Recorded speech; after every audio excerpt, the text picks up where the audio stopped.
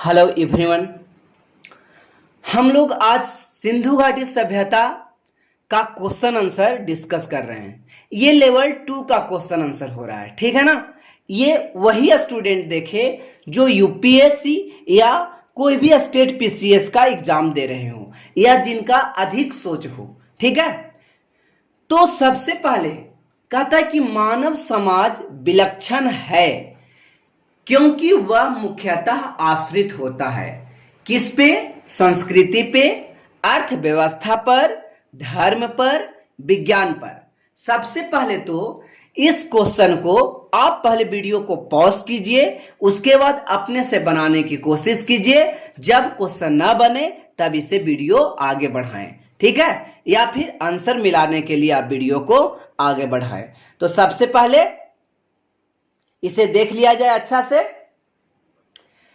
तो इस क्वेश्चन का आंसर देखिए, कहता है कि मानव समाज अपनी विशिष्ट संस्कृति जो बनाता है वो विलक्षण के कारण होता है, यानी उसका विशिष्ट संस्कृति के कारण होता है। उसको अगर मानव को लोग जानते हैं समाज में अच्छी से, तो ज्यादा ना अमीर होने पर और ना ज्यादा धर्मकांड होने पर या वैज्ञानिक पद्धति होने पर, उसके घर का कल्चर क्या है, उसकी संस्कृति क्या है। तो इसका ऑप्शन ए सही हुआ, ठीक है।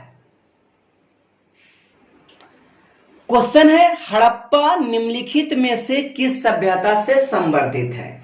यह संबंध है, कहता है सुमेरियन सभ्यता, सिंधु घाटी सभ्यता, वैदिक सभ्यता, मेसोपोटामिया की सभ्यता। तो ये क्वेश्चन तो बहुत आसान लग रहा है ना। तो इसका एग्जैक्ट आंसर क्या आएगा? सिंधु घाटी सभ्यता। लेकिन सभी सभ्यता के बारे में, इसका काल पीरियड के बारे में देखते हैं। सबसे पहले है सुमेरियन सभ्यता। ये ईरान में विकसित होने वाला यह है, ठीक है ना। तो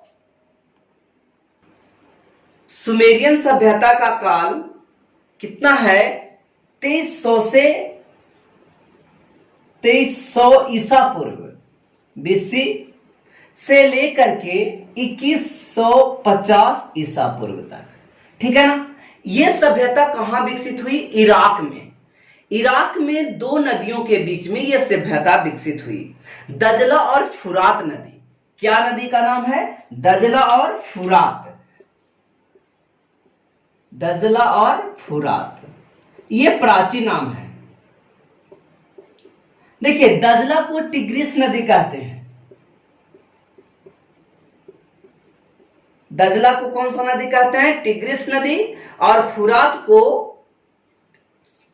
इन्फ्यूट्रेट्स नदी।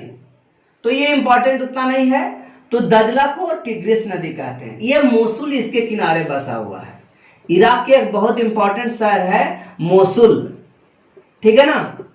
सिंधु घाटी सभ्यता का अगर ईस्वी देखिए पीरियड, तो 2350 से लेकर के 1750 ईसा पूर्व, ठीक है। वैदिक सभ्यता का पीरियड देखिए 1750 से लेकर के 600 ईसा पूर्व, ठीक है। मेसोपोटामिया को ही सुमेरियन सभ्यता कहा जाता है।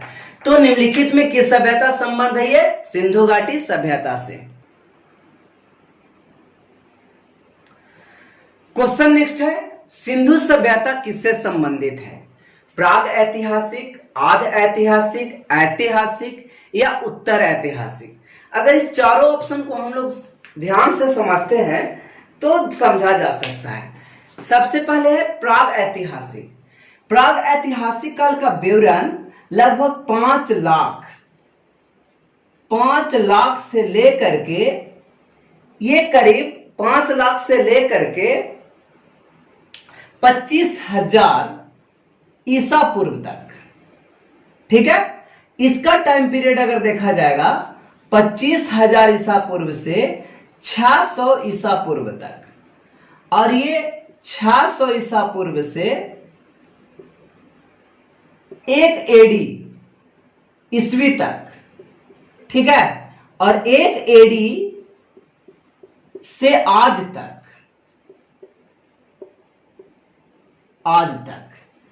अब हम लोग जानते हैं सिंधु सभ्यता का जो टाइम पीरियड है वो 2350 से 1750, 2350 से 1750, ठीक है।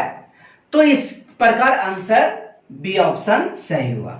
लेकिन अब हम सबको थोड़ा सा डिफाइन करना चाहते हैं, प्राग ऐतिहासिक काल क्या है। तो वैसा इतिहास का वैसा विवरण जिसमें कोई लिखित साक्ष्य प्राप्त ना हो तो उसे हम लोग कहेंगे प्राग ऐतिहासिक काल।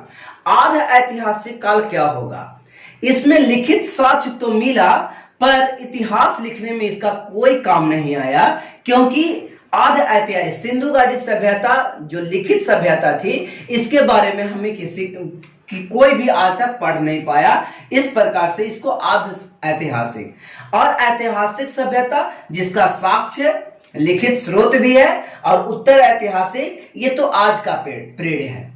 तो आज ऐतिहासिक का अगर हम लोग लिपि की बात करेंगे तो बहुत चित्रात्मक लिपि है।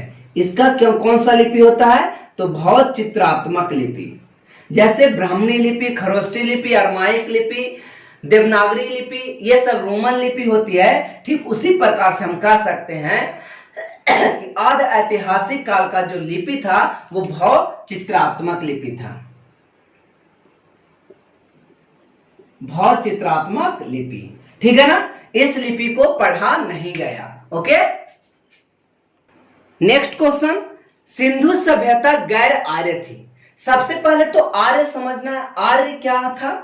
तो ये सिंधु सभ्यता की बाद वाली सभ्यता आर्य सभ्यता थी। तो सिंधु सभ्यता तो वैदिक सभ्यता ये सब में आया नहीं, इसलिए वह नगरीय सभ्यता, ये सही है कि सिंधु सभ्यता नगरीय सभ्यता थी। यहाँ पे आर्य का कोई चर्चा नहीं किया गया। आर्य का चर्चा सबसे पहले वैदिक काल में होती है, ऋग्वेद उत्तरवेद में आर्य की चर्चा होती है। उसकी अपनी लिपि थी। सारे जितना भी यहाँ पे सभ्यता विकसित की गई सबकी अपनी लिपि होती है। जैसे आज जो हिंदी है इसकी अपनी लिपि देवनागरी है, ठीक है। अशोक के समय जो लिपि थी वो ब्राह्मणी थी, खरोष्टी थी, अरमाइक थी। और यूनानी सिकंदर के समय जो लिपि था वो यूनानी लिपि था, ठीक है। तो ये भी ऑप्शन गलत है। उसकी खेतिहर अर्थव्यवस्था थी, तो खेतिहर अर्थव्यवस्था, आर्यों की अर्थव्यवस्था खेतिहर थी। लेकिन यहाँ पे क्वेश्चन है गैर आर्य के कारण। उसके विस्तार नर्मदा घाटी तक था, तो नर्मदा घाटी तक विस्तार, सिंधु सभ्यता का विस्तार नर्मदा घाटी तक नहीं था। सिंधु सभ्यता का विस्तार, ठीक है, ये तो सिंधु नदी के इर्द गिर्द था और कुछ भारत के इलाका में भी, राजस्थान वगैरह में पाया गया। लेकिन नर्मदा घाटी से संबंधित अगर क्वेश्चन आया तो भारत में सर्वप्रथम मानव का रहने का जगह यही नर्मदा घाटी था, तो यह ऑप्शन भी गलत हुआ। एक बात और याद रखिए कि आर्य जो था वो ग्रामीण सभ्यता था। देखिए क्वेश्चन है सिंधु घाटी सभ्यता को आर्यों से पूर्व रखे जाने की महत्वपूर्ण कारक क्या था, यानी आर्यों से पहले इस घाटी को क्यों रखा गया। तो इस घाटी के रखे जाने का कारण कहता है कि सिंधु घाटी सभ्यता लिपि, ज्ञान और नगर नियोजन आदि के संदर्भ में प्रारंभिक आर्यों से अधिक विकसित था। यहां जो आर्य था इससे तो अधिक विकसित था ही। पुरातात्विक साक्ष्यों में अलग अलग कालों में पाए गए मृदभांड से सिंधु घाटी सभ्यता को आर्यों से पूर्व का सिद्ध हुआ, यानी सब चीज मिला। यहाँ पे आर्य लोग, आर्य के पहले मृदभांड जो आर्य यूज करते थे, लिपि तो सारे लोग यूज करे, नगर नियोजन तो बाद में भी आया, तांबे तो उस समय भी था। लेकिन मृदभांड में सबसे अच्छा यह देखा गया कि यहाँ पे स्टार्टिंग में सिंधु घाटी सभ्यता के समय लाल कलर का मृदभांड होता था जो बहुत ही सुसज्जित होता था। लेकिन बाद में जब आर्य सभ्यता आया तो वैदिक सभ्यता में ये धूसर भूरा कलर का दिखाया गया। तो बढ़ती क्रमिक के अनुसार यहाँ पे आंसर मृदभांड होगा। ओके, सिंधु घाटी सभ्यता या संस्कृति वैदिक सभ्यता से अनेकों बातों में भिन्न थी, क्योंकि सिंधु घाटी सभ्यता के पास शहरी जीवन सुविधाएं थी, लेकिन वैदिक के पास ग्रामीण जीवन था। वैदिक के पास कैसा था, ग्रामीण जीवन। ठीक है। दूसरा, इसके पास चित्रलेखीय लिपि था, यानी बहुत चित्रात्मक लिपि था सिंधु घाटी के पास, लेकिन इसके पास बहुत सा हर जगह पे अलग अलग लिपियां का विकास हो गई थी, ठीक है। यानी बहुत चित्रात्मक लिपि कहने का मतलब ये सब देख करके इस लिपि को पढ़ा करते थे और चित्र के माध्यम से इस लिपि का विकास था। इसके पास लोहे और रक्षा शस्त्रों का ज्ञान का अभाव था। इसके पास सिंधु इसलिए शांति मूलक समाज था, जबकि ये वैदिक समाज के बाद जो उत्तर वैदिक समाज आया ये अशांति मूलक समाज हो गया, ठीक है ना। तो सिंधु घाटी सभ्यता में लोहा और रक्षा शस्त्र नहीं था, लेकिन वैदिक में ये दोनों मौजूद थी। तो इस प्रकार हम कह सकते हैं कि सिंधु घाटी सभ्यता उपर्युक्त सभी से वैदिक सभ्यता से भिन्न थी। Option D is correct. Harappa सभ्यता की जानकारी का प्रमुख स्रोत क्या है? तो हम देखते हैं कि शिलालेख स्रोत की जानकारी नहीं है, क्योंकि इस समय जो लेख लिखा गया उस लेख को आज तक पढ़ा ही नहीं गया, तो शिलालेख से इसकी जानकारी नहीं प्राप्त होती है।